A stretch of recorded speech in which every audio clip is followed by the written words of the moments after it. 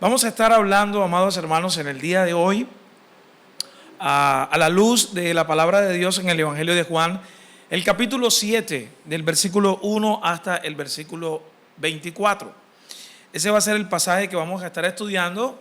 Les quiero pedir que mantengan ahí, ¿verdad?, ese pasaje ahí. Vamos a ir abordándolo a medida que vamos estudiando el pasaje. Juan capítulo 7, del versículo 1 hasta el versículo 24.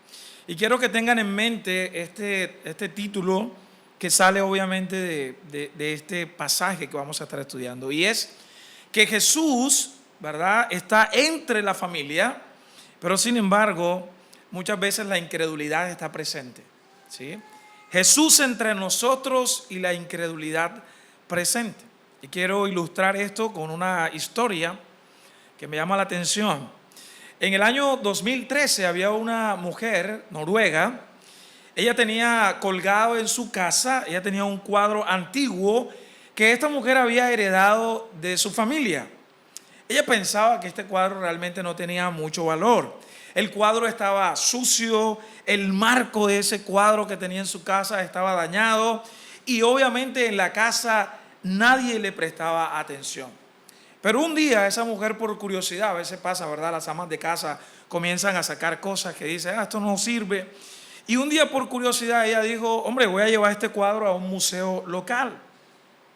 Resulta que cuando ella lleva ese cuadro al museo local, resulta que esa obra era una obra original de un artista llamado Vincent Van Gogh. Imagínense, este era uno de los pintores más famosos de la historia. Cuando todos reciben este cuadro dicen, wow, este cuadro ha sido valorado en más de 50 millones de dólares. Imagínense. Durante años esa obra maestra había estado en la casa de esa mujer, había sido muy familiar, pero realmente se había convertido en algo muy común que para muchos no tenía valor. Jesús, el Hijo de Dios, vino del cielo a la tierra. Dice la Biblia que vino a buscar y salvar lo que se había perdido. Y aún el texto que vamos a leer dice que Jesús estuvo entre su propia familia. Sus hermanos no creyeron en él. Sus paisanos, ¿recuerdan? Los judíos, él vino y los judíos le rechazaron. Todas estas personas tenían el tesoro más preciado entre ellos y aún así rechazaron al Señor Jesucristo. Así que con eso en mente veamos, número uno, la incredulidad de la propia familia del Señor Jesucristo. La incredulidad de la propia familia. Eso es, ¿verdad?, paradójico, ¿no?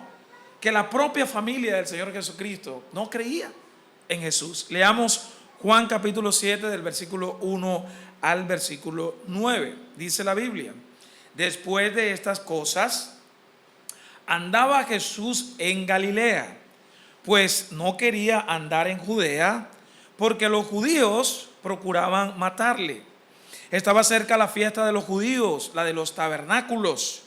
Y dijeron sus hermanos, aquí está, sal de aquí y vete a Judea para que también tus discípulos vean las obras que haces, porque ninguno que procura darse a conocer hace algo en secreto. Si estas cosas haces, manifiéstate al mundo. Y miren lo que dice el versículo 5, subrayen ahí, porque ni aún sus hermanos creían en él. Entonces Jesús les dijo, mi tiempo aún no ha llegado, mas vuestro tiempo siempre está presto. No puede el mundo aborreceros a vosotros, mas a mí, dice el Señor Jesucristo, me aborrece. ¿Y por qué? Porque yo testifico de él que sus obras son malas. Versículo 8, subid vosotros a la fiesta. Yo no subo todavía a esa fiesta porque mi tiempo aún no se ha cumplido. Y habiendo dicho esto, se quedó en Galilea. Entonces el evangelista Juan inicia aquí en el capítulo 7 diciendo que después de estas cosas, y esa declaración después de estas cosas, escúchenme aquí, describe aproximadamente un intervalo de 6 meses. Entre el capítulo 6 y el capítulo 7 vemos más o menos un lapso de tiempo de 6 meses.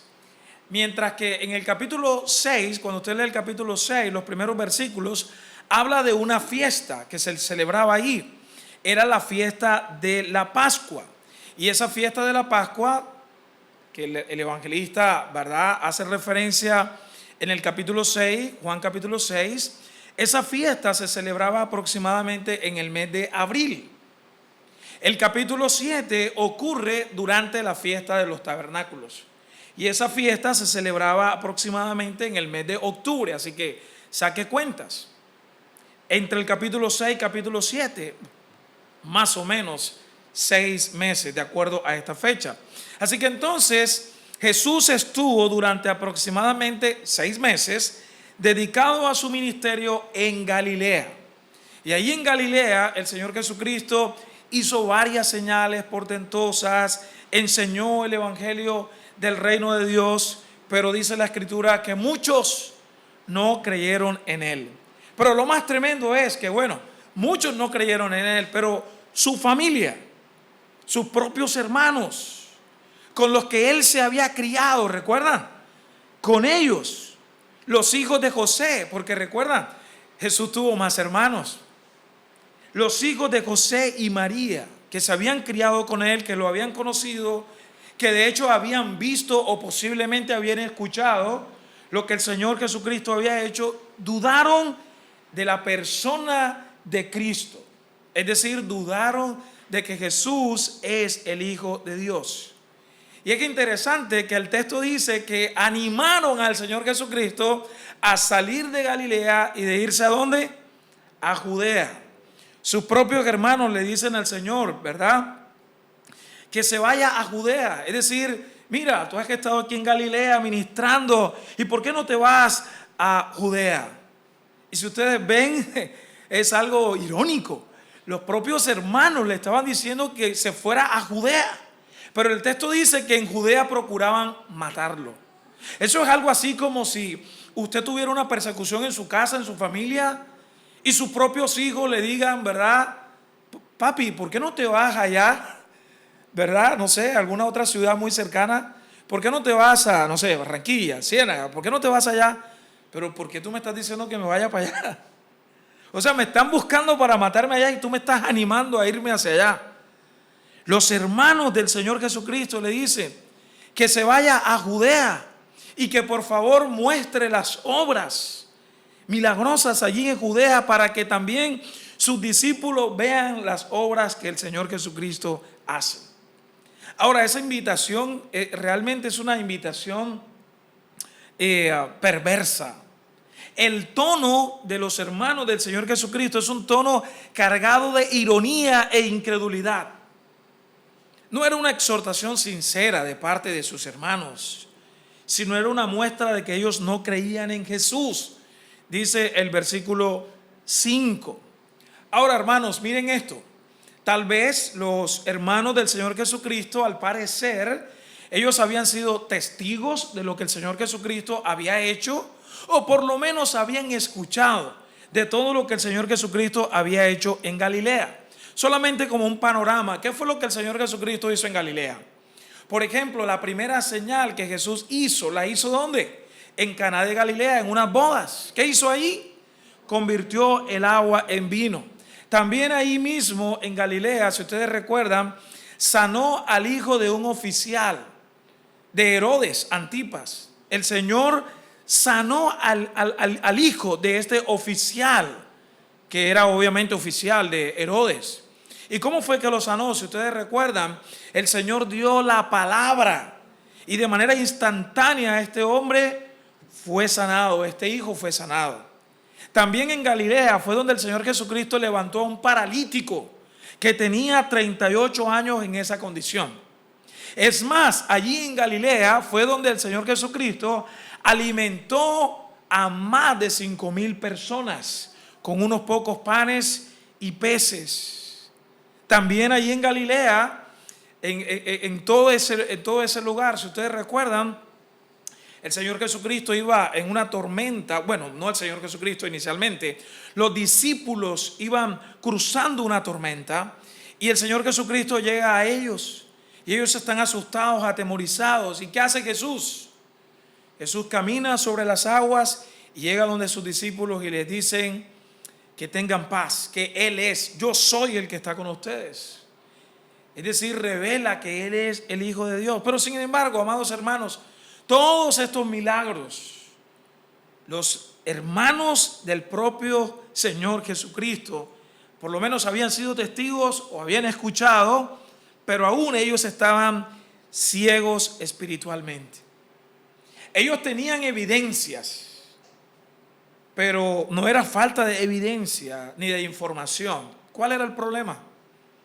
Incredulidad en el corazón. Ellos estaban cegados. Y no sé, a veces nos ocurre, uno a veces puede compartir verdades fundamentales del Evangelio a otras personas. Y esas personas no logran entender lo que eso significa. ¿Por qué? Porque están cegados espiritualmente. Mucha gente no cree en Dios porque sus corazones están endurecidos. La Biblia dice, en otras palabras, que no han nacido de nuevo, según Juan capítulo 3. Los hermanos de Jesús, hasta ese momento, ellos no habían nacido de nuevo. Porque más adelante, cuando el Señor Jesucristo resucita, vamos a ver que ellos creen en Jesús. Pero en Juan capítulo 7, versículo 7, Cristo dice que el mundo no puede aborrecerlos a ellos mismos porque realmente ellos viven de acuerdo a los lineamientos del mundo. De acuerdo, como diría el apóstol Pablo en Romanos 12, de acuerdo a la corriente de este mundo. Pero el Señor Jesucristo dice, yo soy la vida, yo soy obviamente la verdad, y el mundo me va a odiar. Y obviamente también va a odiar a aquellos que siguen a Cristo. Así que, hermanos, este mundo prefiere un mensaje, diríamos, que hable solo de amor y que tenga un sobreénfasis de amor.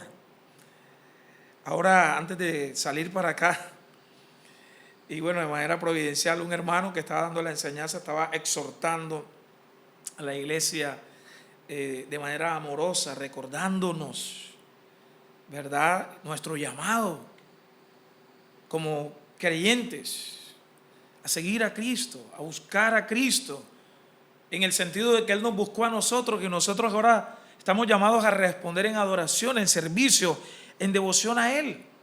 El mundo que está esclavo del pecado necesita obviamente ser transformado.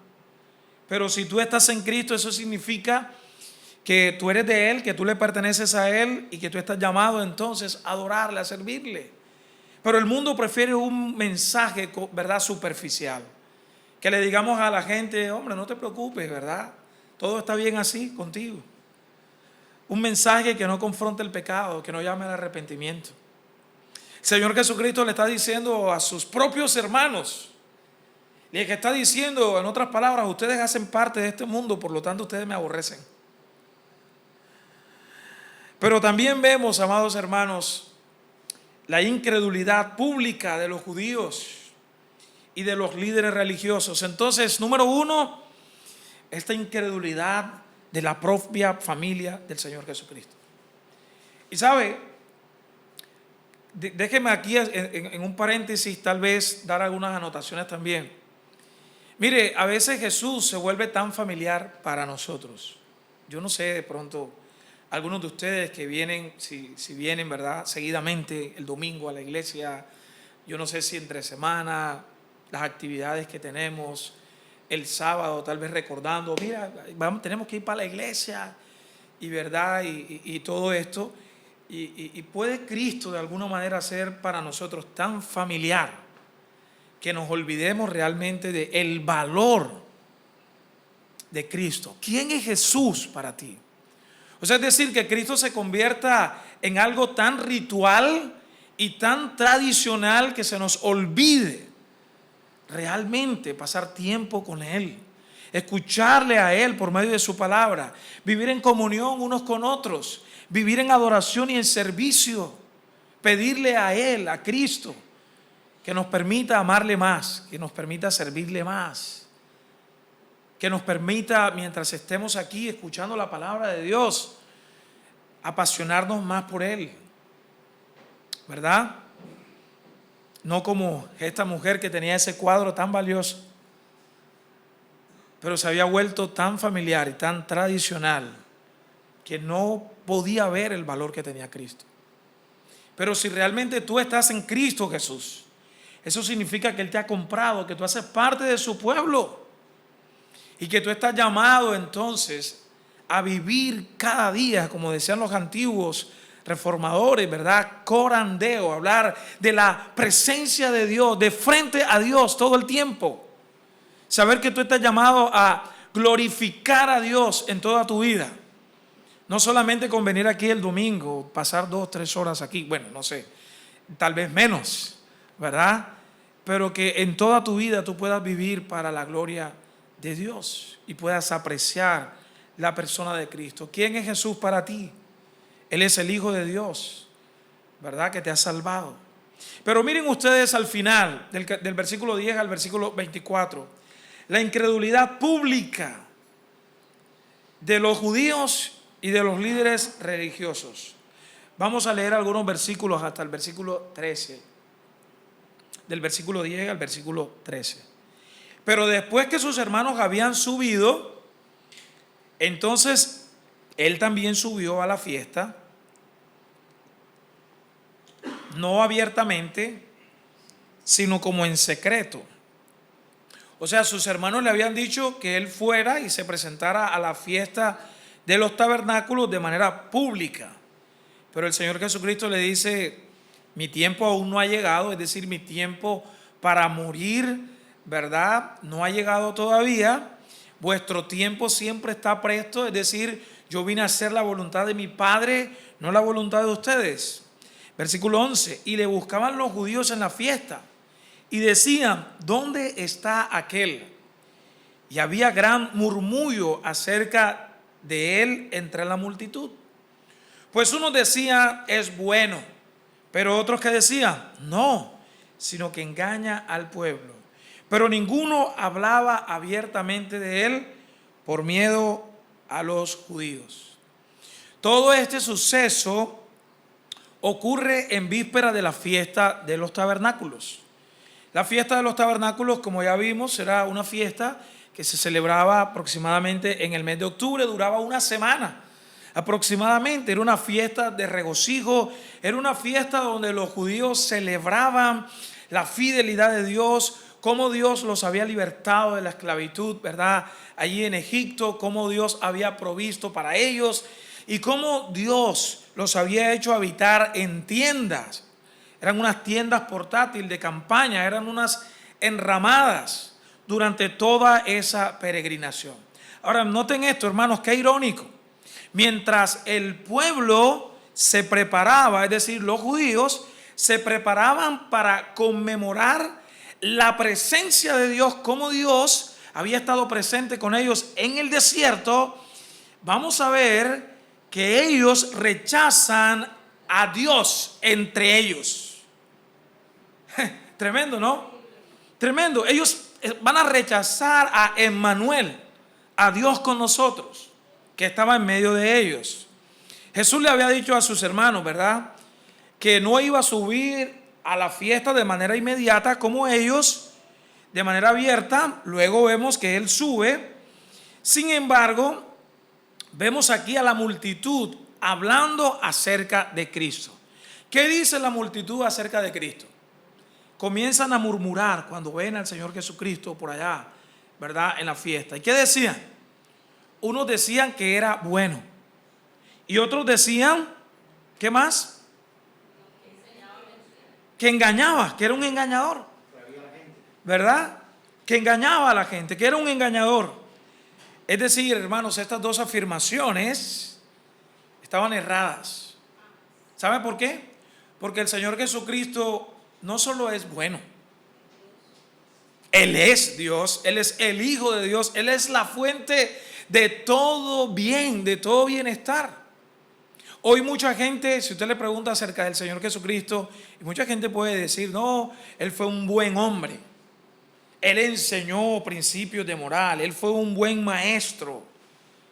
Pero no, amados hermanos, Jesús es Dios. Pero otros murmuraban diciendo que era un engañador, que engañaba al pueblo de Dios. En los versículos 14 al 24, Cristo revela la incredulidad de esos judíos acerca de la doctrina. Recuerdan que los líderes judíos, especialmente los fariseos y los escribas, ellos se jactaban que tenían una buena doctrina. Que a ellos, ¿verdad? Recuerdan ustedes, Dios se les había revelado en el Sinaí. Si ustedes recuerdan, no sé si recuerdan, Éxodo capítulo 19, Éxodo capítulo 20. A ellos se les había dado la ley, las tablas de la ley. Y ellos se sentían muy orgullosos de la doctrina. Ellos se sentían, ¿verdad? Muy orgullosos. Ellos se jactaban de que tenían una correcta doctrina. Se maravillaban de la doctrina, pero realmente ellos no veían a Cristo en la doctrina revelada. No sé si eso tiene sentido para ustedes.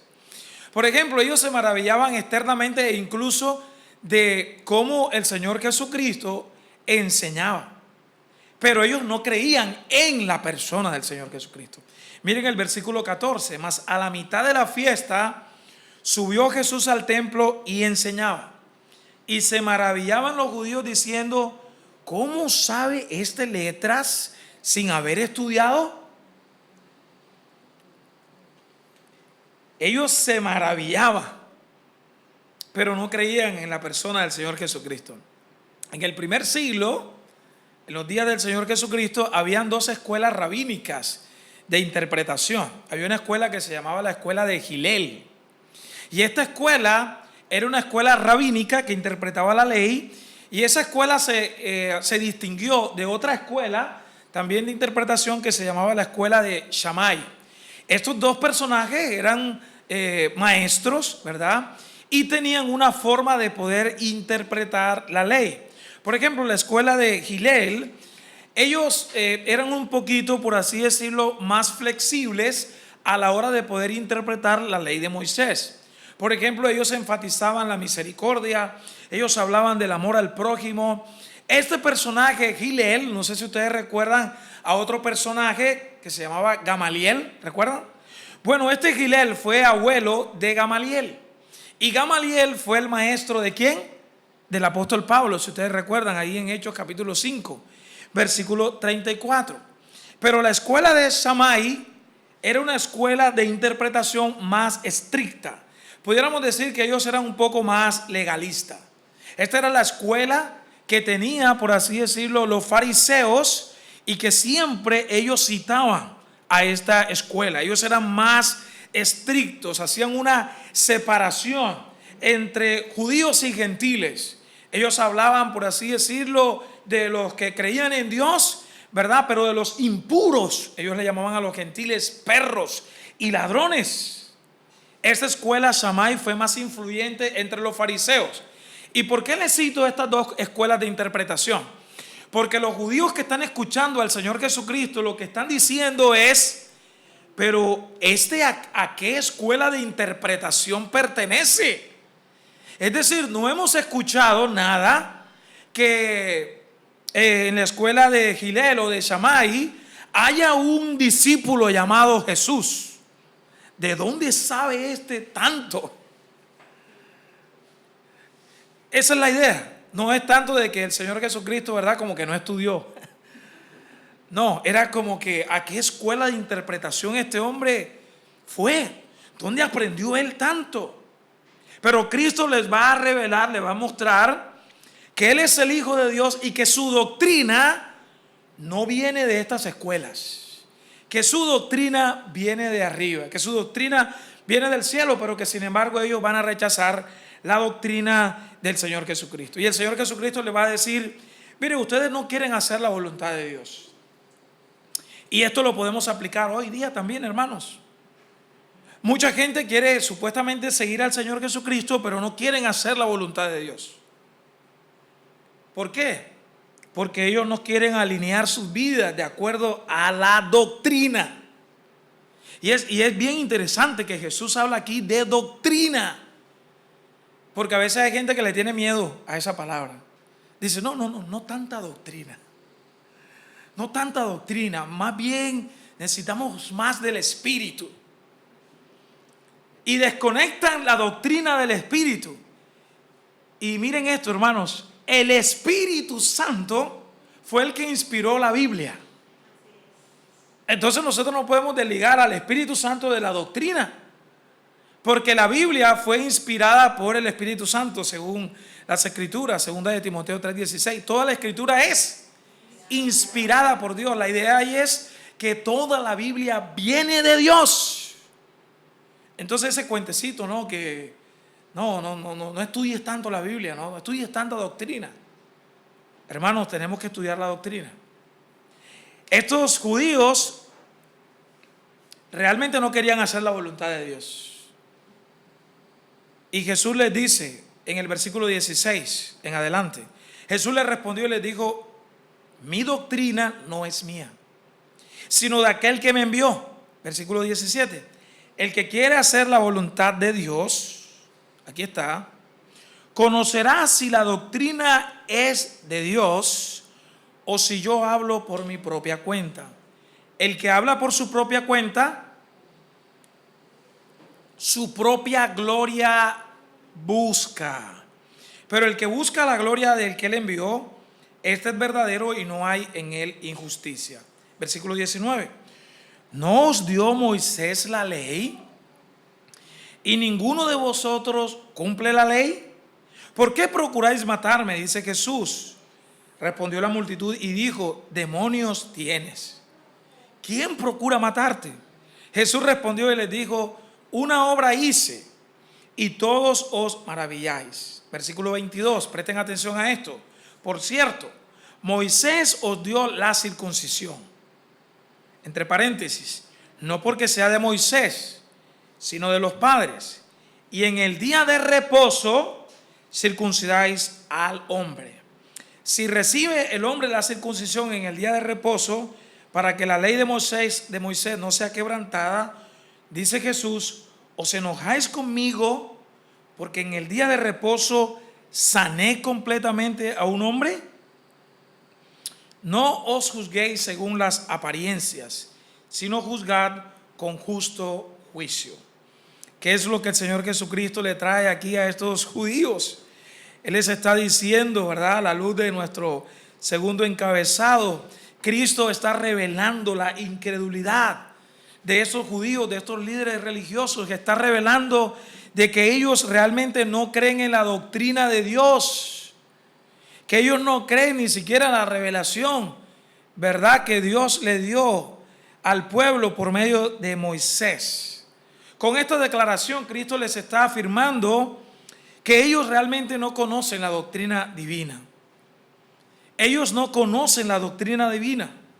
Jesús está afirmando claramente que Él es Dios, porque Él es que está diciendo que Él vino del cielo y que la doctrina que Él está enseñando viene de arriba. Y en otras palabras, en conclusión, que por esta razón la doctrina que Cristo enseña es una doctrina infalible, es una doctrina que no falla, es una doctrina que no tiene error, es una doctrina que es verdadera. Pero estos judíos incrédulos están realmente revelando que ellos no creen a la palabra de Dios, que ellos no creen a Cristo y que por lo tanto ellos son falsos maestros. Cristo no habló por su propia cuenta. Él fue enviado del cielo. Nosotros no hablamos por nuestra propia cuenta. ¿Cómo nosotros podemos diferenciar si la doctrina que estamos predicando realmente es de Dios?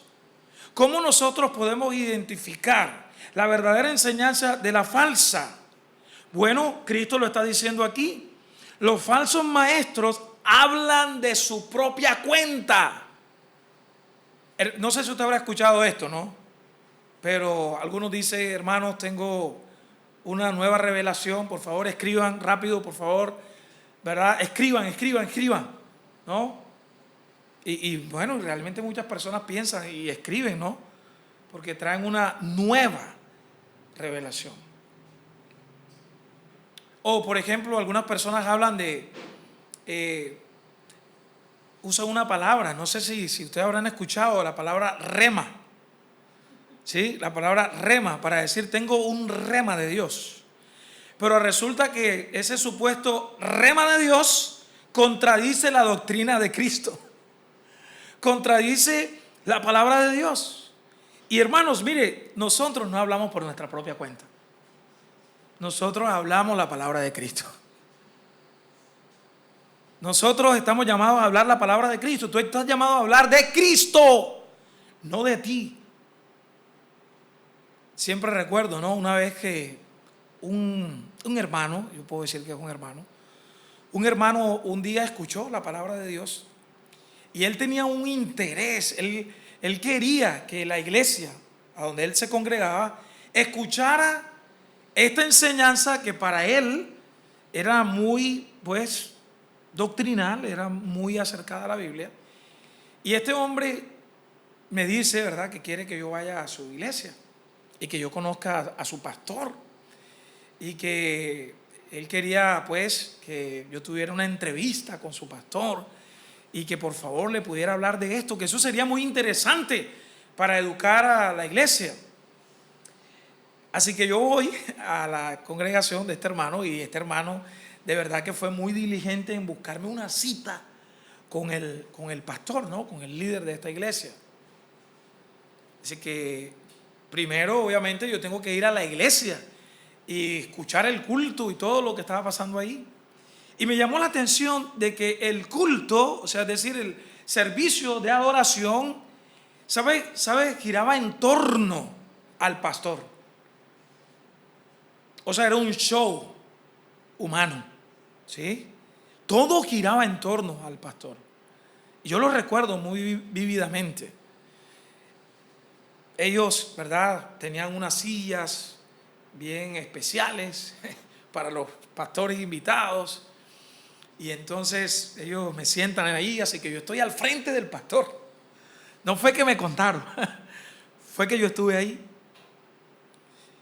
Y el pastor, ¿verdad?, tenía no tanto como yo, una presencia, ¿verdad? El tipo era simpático. Era un hombre con un corte de cabello muy particular, su ropa, su vestimenta, sus zapatos traídos de no sé a dónde, su vestido, todo. Yo recuerdo que el pastor estaba allí y era algo como planeado. Lo digo por esto. El pastor estaba predicando y de repente el pastor citó una revista. Según la revista tal cosa, él citó la revista y de repente un hermano de la iglesia que estaba ahí en las primeras sillas salió corriendo y le llevó la revista que él había citado. Y él mostró la revista. Y el pastor estaba un poquito sudado, ¿verdad?, de la predicación. De repente salió el hermano de allá corriendo con una toallita a secarle al pastor, al ungido de Dios. Así que todo, hermano, giraba en torno al predicador. Era un show. La gente iba ahí a ese lugar, realmente mucha gente quería de Dios, iba a buscar a Dios. Pero ¿qué era lo que estaban encontrando? Era un show. Era una enseñanza centrada en una persona, y no era Cristo, sino era la vida del pastor. Nosotros estamos llamados a predicar, como dijo una vez un famoso predicador, no recuerdo quién fue, debió ser muy famoso para no acordarme, creo que fue Spurgeon, sí, creo. Él decía que la antigua verdad que Cristo predicó, miren eso, la antigua verdad, porque la verdad del evangelio es antigua. La antigua verdad que Cristo predicó, la antigua verdad que Pablo predicó, la antigua verdad que los apóstoles predicaron, es la misma verdad que debemos predicar hoy. ¿Sí ven? Esa es la diferencia. Cristo vino a buscar la gloria de su Padre. Esos judíos que rechazaron a Cristo y rechazaban la doctrina estaban buscando la gloria de ellos. Todo era encaminado a ellos, Ellos buscaban era su propia gloria. Cristo dice, no, yo he venido a buscar, ¿verdad?, a los perdidos, pero yo he venido a cumplir la misión de mi Padre. Ahora, al buscar la gloria de su Padre, Cristo está diciéndole a estos judíos: yo he venido a buscar la gloria de mi Padre, por lo tanto, mi doctrina es verdadera, yo soy verdadero, yo soy justo. Pero ustedes han violado la ley de Dios. Ustedes han violado la ley de Dios. Y miren ustedes aquí en el versículo 22, el Señor Jesús le dice: por cierto, Moisés os dio la circuncisión, no porque sea de Moisés, sino de ¿quién? De los padres. Y en el día de reposo circuncidáis al hombre.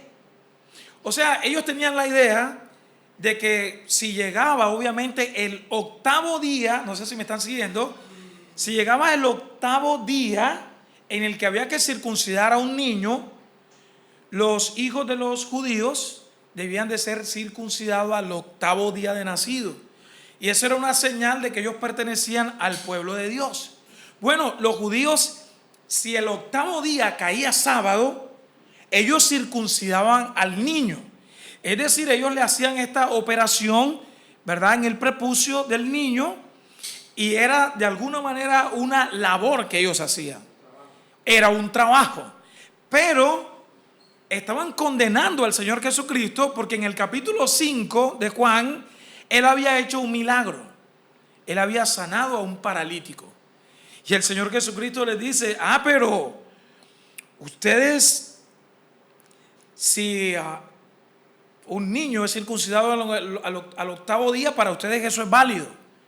Pero si yo sano a un hombre que merece restauración y sanidad el mismo día, ustedes entonces me señalan y me juzgan según las apariencias. ¿Qué les está diciendo el Señor Jesucristo con esto? Ustedes están quebrantando la ley, porque ustedes se jactan de que esa ley la recibieron de Moisés, ¿verdad? Este mediador que Dios usó del pacto sinaítico. Pero aquí el Señor Jesucristo les trae una nota, ¿verdad?, que los deja: ustedes están violando la doctrina. Jesús les dice a ellos: por cierto, Moisés os dio la circuncisión, no porque sea de Moisés, sino de los padres. ¿Qué le está diciendo el Señor Jesucristo a ellos? Esta doctrina no es nueva. En Génesis capítulo 15, capítulo 17, a Abraham se le dijo que tenía que circuncidar. Es decir, en otras palabras, aquí vemos la doctrina del pacto. Creo que el pastor está predicando acerca de eso, ¿no? Aquí vemos la doctrina del pacto del pueblo de Dios, de todo el pueblo de Dios. Ustedes están diciendo que se dio con Moisés. No, pero eso viene más atrás. Pero al final ustedes están quebrantando la palabra de Dios. Ustedes realmente no están cumpliendo la ley de Dios. Hermanos, a la luz de lo que hemos visto entonces, ¿qué hemos visto? Del versículo 1 al versículo 9, la incredulidad de la familia del Señor Jesucristo. Pero del versículo 10 hasta el final, versículo 24, la incredulidad de los judíos, de la multitud que realmente no recibe a Cristo y no recibe la doctrina. Así que mi pregunta para ti en esta mañana es: ¿cómo estás respondiendo tú a la persona del Señor Jesucristo? ¿Cómo estás respondiendo tú, amado hermano, a la doctrina del Evangelio? ¿Es tan familiar para ti Cristo? Tal vez tu mamá te despierta en la mañana, aunque no quieras venir al culto: hijo, tienes que ir a la iglesia, tienes que ir a la iglesia, ¿no? Se puede convertir para ti esto una tradición, un ritual. ¿Cómo estás respondiendo tú, hermano? ¿Con adoración, con fe y arrepentimiento? Jesús está entre nosotros. Jesús está entre nosotros. ¿Y cómo vamos a responder? ¿Con incredulidad? ¿O vamos a responder con fe en Él y arrepentimiento? ¿Vamos a responder con el anhelo y el deseo de conocer más de la palabra de Dios? ¿Vamos a responder con el deseo de querer compartir a otros acerca de Cristo, de lo que Él ha hecho conmigo. Vamos a responder con el deseo de poder servir en la congregación local con los dones que el Señor nos ha regalado. Vamos a responder. Toda esta respuesta debe de ser, hermanos, para la gloria de Dios. Para la gloria de Dios. Sea que comamos, sea que bebamos, o sea que hagamos cualquier otra cosa, debemos hacerlo para la gloria y honra de Dios. Amén. Que tú puedas responder hoy de esa manera, en adoración, en alabanza a Dios. ¿Qué tal si nos colocamos en pie por un momento y podamos orar de acuerdo a esta palabra que hemos escuchado en la mañana de hoy? Recuerda, Jesús, si tú estás en Cristo, Jesús está en ti, habita en ti. Jesús está entre nosotros y debemos responder no con incredulidad, sino que debemos responder con adoración, con alabanza, con servicio, con todo aquello que glorifique el nombre de nuestro buen Dios. Padre celestial, Señor, te doy gracias en esta mañana. Gracias por la bendición, por la oportunidad que me has dado, Señor, de poder compartir tu palabra. Señor, ayuda a mis hermanos aquí, a esta tu iglesia, Generación de Fe, al pastor, su familia, a cada hermano que hoy está aquí, a cada joven que hoy está aquí, escuchando tu bendita palabra, Señor. Obra en sus vidas, Señor. Que Cristo cada día sea, Señor, valioso para mis hermanos, para todos nosotros. Que podamos unirnos a las palabras de Cristo, que podamos unirnos a las palabras del mismo apóstol Pablo y que podamos decir: para mí Cristo es todo. Y lo demás es secundario, lo demás es basura, con tal de ser hallado en Él. Oh Cristo, que así sea, Señor, en nuestra oración en esta mañana. Trae salvación, pero también trae santificación, Señor, en este lugar, Padre. Oramos en Cristo, en Cristo, en Cristo. Amén y amén.